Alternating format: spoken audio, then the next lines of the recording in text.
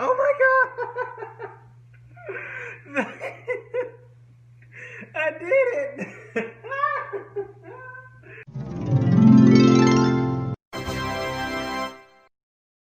Hey, it's Schande! So this video is going to be a little bit different than all the other videos I've made before because I've really never made a cooking video on this channel. For those of you that may not know, I do really enjoy cooking and baking, especially as a hobby.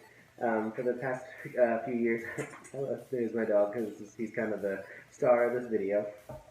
Hey, look, hi! Anyway, so today I'm going to be making a birthday cake for my sister that looks like her dog right there. So I haven't done anything this intensive before. I'm really kind of still just a novice at baking and cake decorating in general, but we're going to see how good it looks. So first, let's get into all the ingredients that you're going to need. So this right here is everything that you're going to need for the cake batter. You're going to need 3 cups of flour, 1½ teaspoons of baking powder, a half a teaspoon of baking soda, a half a teaspoon of salt, 1 1/3 cups of milk, 1 tablespoon of vanilla extract. Now I'm actually going to be using this really good vanilla extract that we got from Mexico, but regular imitation vanilla works just as well. Half a cup of vegetable oil, 2 cups of sugar, a half a cup of softened salted butter, which 1 stick like this equals half a cup. And finally, we're going to be using 4 eggs. 2 of them are going to be the whole eggs, white and yolk and all, and 2 of them are going to only be the whites, so keep that in mind. Now for the buttercream frosting, you're going to need 3 cups of powdered sugar, 1 cup of unsalted softened butter, which 2 sticks is 1 cup, some vanilla extract, which I'm going to be using just regular imitation vanilla, and some milk for the texture. And then for some of the decorations, I'm going to be using various different types of chocolate. They're all dark chocolate because of the color, but I'm using Dove chocolates for the nose, miniature dark Reese's cups for the eyes, and then I'm going to be carving some of these giant dark Hershey chocolate bars for the ears. And I haven't done anything like this before, so it's likely going to look like shit, but we're going to give it a go. The first thing that you're going to do is, in a large mixing bowl, whisk together your flour, baking powder, baking soda, and your salt together, and whisk it well until it's well combined and smooth. All of these things are what we call your dry ingredients. One trick that you want to do with baking powder is you want to put it on your hand like this and make sure you tap out any big clumps, so make sure it's all nice and smooth. Next, in a liquid measuring cup, you'll stir in your milk and your vanilla extract together. And then in a separate mixing bowl, you're going to mix together your butter, your oil, and your sugar together, and mix them until they're well combined. These are what are called your wet ingredients. You'll also mix in your 2 whole eggs and your 2 egg whites into this mixture. You'll want to add the eggs one at a time and beat them until they're light and fluffy. Now here's the trick I use to get just the egg whites out of the eggs. What you'll need to do is crack it against the side, and then kind of hold each half into both hands and jiggle the yolk back and forth until all the white drops into the bowl. After you've finished mixing this part of the batter, you'll want to make sure to take a spatula and scrape the sides of your bowl just to make sure you don't miss anything. Once this is done, you're going to take your wet ingredient bowl and slowly alternate adding the flour mixture and the milk mixture one after the other, making sure to start and end with the flour. Taste test. Oh yeah. Once your batter is done, you're going to heavily grease both of your cake pans. I'm using 2 8-inch round pans. And once they're heavily greased up with any kind of cooking spray, then you evenly distribute your cake batter between both of the pans. Once that's done, you'll preheat your oven to 325 degrees, put them both in at the same time, and bake them for about 35 minutes. Alrighty, so the cakes just came out of the oven. They're looking pretty good. But the best way to test if a cake is done is you go up and you get either a butter knife or a toothpick. You give it to the cake and you stick it straight down the middle, just like that, and bring it out. Alright, so you see how the batter kind of stuck to the cake there? That means it's not quite done baking, so we need to put it back in for a little bit more. The other one, however, for some strange reason, was done. So I poked it a few times just to test it, but like if you stick it through like this, it comes up, the knife is clean, and it's done. So we just got to pop this one back in the oven for a few more minutes. Alright, this one is just popped out of the oven again. So This one here has baked for a total of 45 minutes. Let's test it out. That's more like it. This one's done. So now these are done baking, you just want to let them cool for a little while until they're completely cool and you can pop them out of the cake pan and then we'll start frosting from there. Alrighty, so we have popped the cakes out of the pan after leaving them to cool in the pan for about 20 minutes or so. I am incredibly happy with how clean they came out. Last time I tried to bake a cake, there was like a thin layer all around that it stuck to it and I didn't grease it enough. But here they are. They're cooling now and they sure do look pretty good. We're going to let them cool on this rack and plate for another maybe 20-30 minutes or so they're completely cooled off. And then we can put on our crumb coat. This cake is going to look like you in a second. You want the cake to look like you? Yeah. Say hi, buddy. Ooh, I left the oven on. Let's not do that. Alrighty, so now that we have our cakes cooling over there, the next thing to do is to make the buttercream frosting. So the first thing that you want to do is you want to sift 3 cups of powdered sugar here into a little bowl. So this is the kind of sifter that I have. It almost looks like a little pasta strainer on a stick. Other kind of sifters that you might have, they kind of look like a big can with a little crank that also sifts. But this is the kind that I have. So you're going to want 3 cups of powdered sugar. Bear in mind, powdered sugar is very messy, so just be prepared for that. Alright, so I've got a little 1/4 cup spoon, and I'm going to put 2 in at a time. So I'll be sifting about 1/2 cup at a time. So we're going to very carefully scoop this out. And keep it even first. So. And 1/2 cup, or 1/4 cup.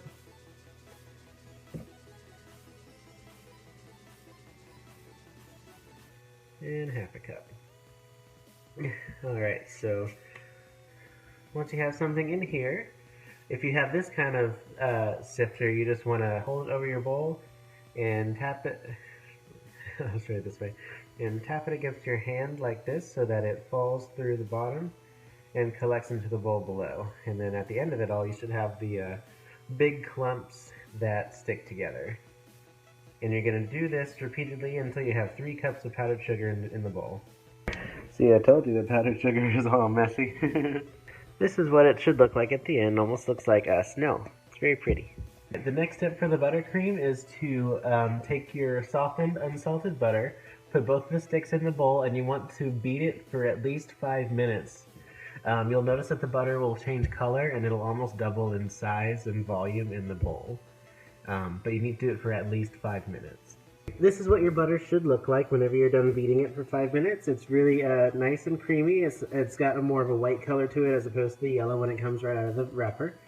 And it's also kind of filled up the bowl with a little bit more volume. Now the next thing you're going to want to do is you're going to want to add your powdered sugar into the mix about 1/2 cup at a time, and then mix until everything is well combined. Alright, once you've finished mixing in all your powdered sugar, the icing should kind of look like this.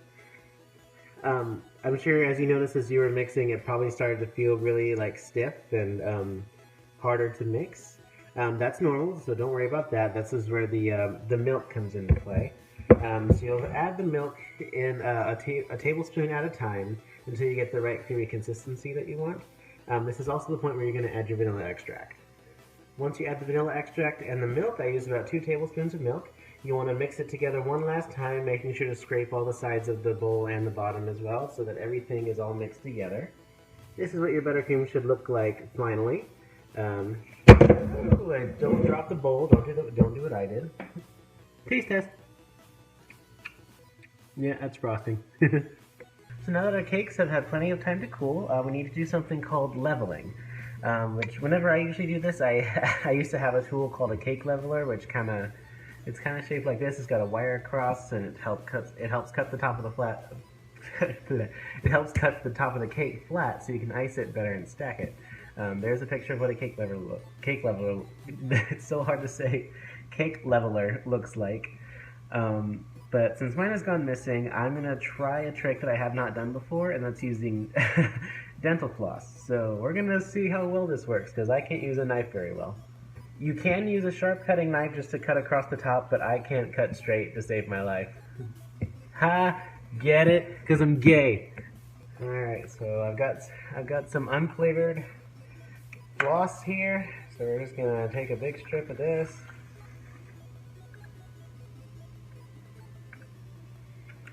And apparently, all you do is take it across like this.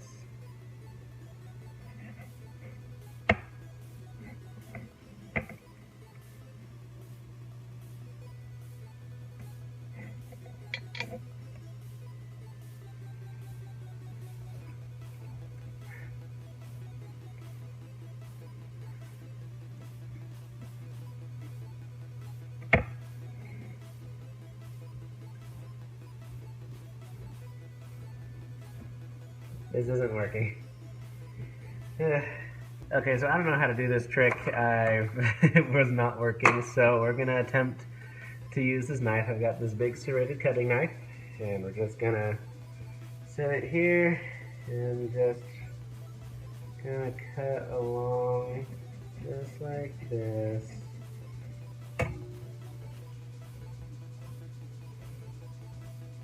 That felt really good. Hold on a second. Maybe, just maybe. Oh my god! I did it!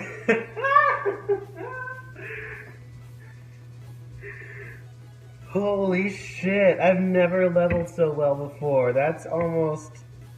Whoa, I feel like it's almost magical. Oh my god, that was satisfying. I swear, last time I tried to level a cake with the knife, like all this stuff at the side, like just came right off. But whoa, oh my god, that's so smooth. I wonder if I can do it twice.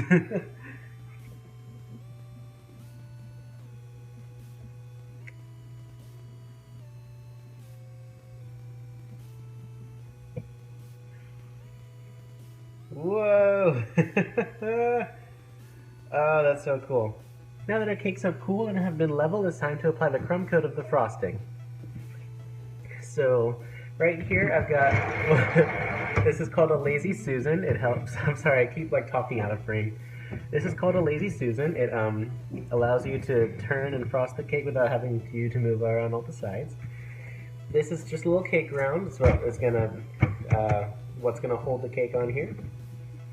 So let's go ahead and take the one that I like leveled gloriously. We're gonna put it right here, smack dab in the middle of the Lazy Susan. Then we're gonna take some of our buttercream here, scoop it up, and we are gonna apply a relatively thick layer on the top of this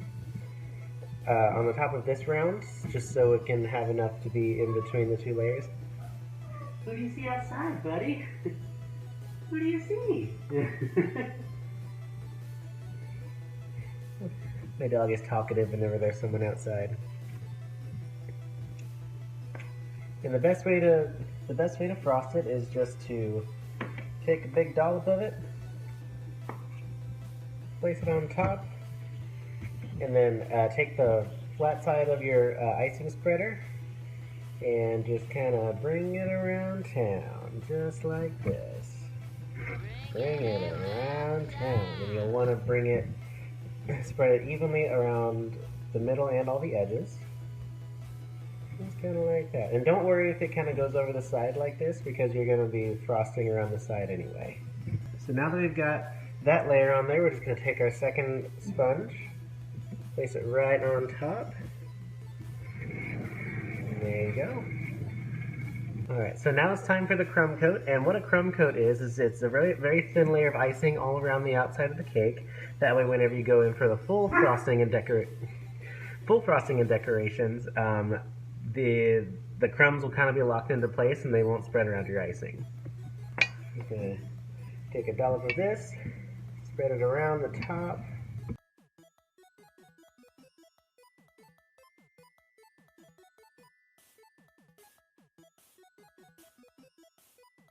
Now, way back in the day, before I even started this channel, I had a different channel that I used to make cooking videos for, but I've never actually made a video of myself doing a cake like this, even though this is kind of what I enjoy more when it comes to cooking, which is baking.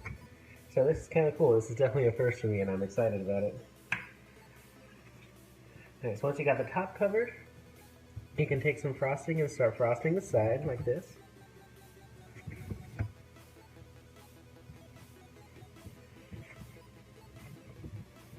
And like I said before, this just has to be a thin layer to cover all the sides and to keep the crumbs locked in place. It doesn't have to be thick at all.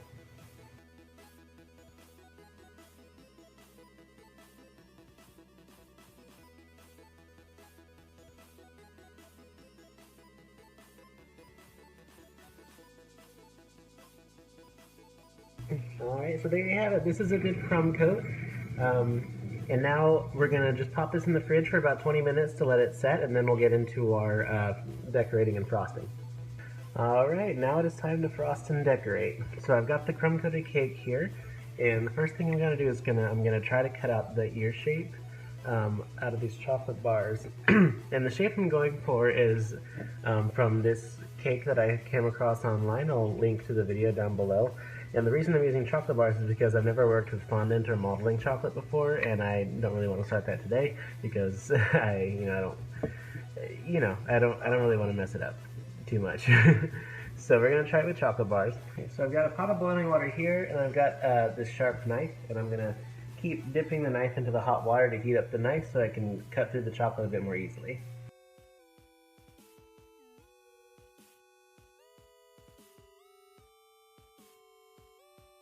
And what I'm doing right now is I'm just tracing the outline of the ear shape on the bar before I cut really into it.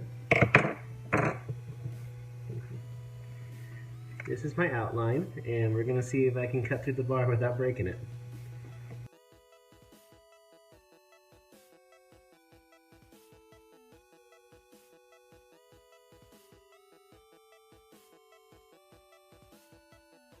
There's my ear shape. It didn't come out too bad.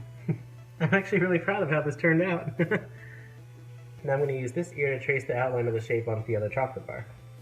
After cutting out the ears out of the chocolate bars, I dyed the rest of my buttercream icing black to match my dog's fur color, and then I just coated the entire outside of the cake with the icing.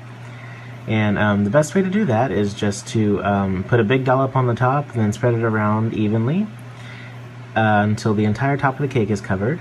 And then once you have that done and smoothed out, then you can bring it down to the sides and just slather it really thickly all over the side until it's completely covered from top to bottom. And then make sure to use your spatulas to smooth them out so there's not any lines or creases in the icing. After I was done frosting the cake, then it was time for me to decorate it, but I realized a little too late that the chocolate bars were a little too heavy just to rest on the cake themselves, so I had to build some makeshift like stands for them, which I ended up using raw spaghetti noodles for. You know, you use what you got. Fortunately, it did work well, and I was able to keep the chocolate bar ears in place. Once I got them to stand correctly, I used 2 of the Reese's cups as Dapper's eyes, and then I cut a Dove chocolate in half to use as his nose. And then as the finishing touch, I kind of drew a little cute little mouth on it, and it was done. This right here is the very final product, and I am incredibly happy with how it turned out. Well, that's all the time I have for today. Thank you guys so much for watching. Now, I realized while I was editing this that last month I forgot to do my channel shout-out, so I'm going to do 2 in this video. So the first one is a good friend of mine named Felix Wolf. He's got a great channel. It's got a lot of really great music-related content. The link is down below, so be sure to check him out. And the second one is actually the channel that inspired me to make this video in itself, and that is Baking Up Buttercup. She does really great baking videos, and of course I really enjoy those. I've been a longtime fan of Rosanna Pansino and Nerdy Nummies and all that good stuff. So, I'm talking myself out of breath here. So go check out her channel as well. They're both in the link in the description below. And that's pretty much it. The cake was very well received, it tasted great, and there wasn't any left afterwards. So thank you guys so much for watching. Make sure to like, comment, subscribe, all that shit. And I'll see you in the next video. But until then, boop!